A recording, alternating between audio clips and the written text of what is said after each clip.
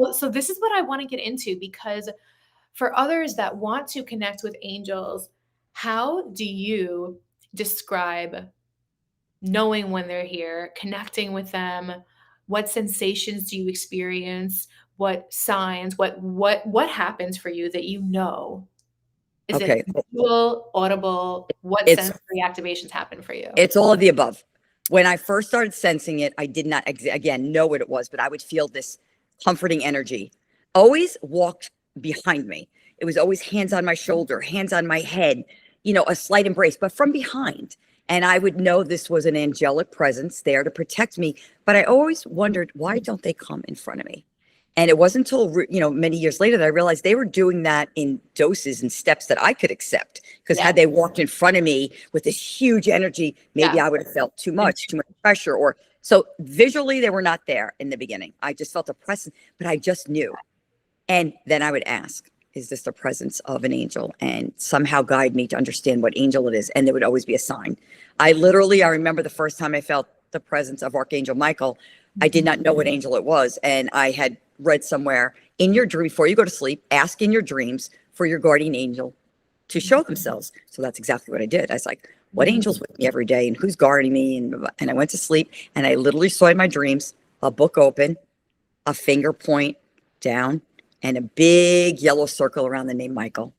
And that's how I knew he was my guardian angel. And yeah, I mean, I still to this day ask for big signs. I say, give me a brick.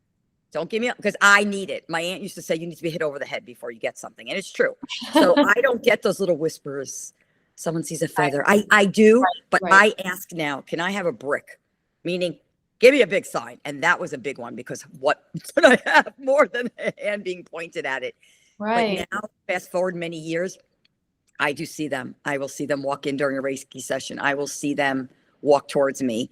Along with their presence, and they will stand in front of me, and their wings will be open, and they will caress me, and I so comforted in that. And sometimes I ask them to share that with the person that's with me, or they'll say to me, "I am here for them.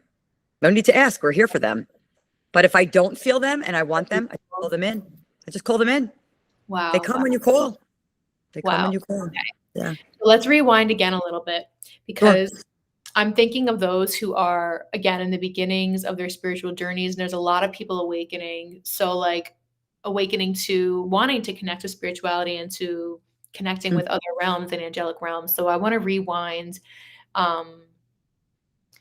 So when you first start connecting with energy, right? You're very intuitive and you're very you can, like, your senses are very open and aware. For people in the beginning of their journeys, right? Like the stages, there are kind of stages that this may happen in. And also you talked about like the ethics behind it. You specifically asked, I want to see something, like, give me a break, right? Yes. But for some people, there are many people who are scared. Mm-hmm. So it's important to acknowledge that, like, whoever is guiding you, they will ethically show you what you are mentally, emotionally, physically prepared to experience, right? And that you can slow it down, you can speed it up, whatever you want.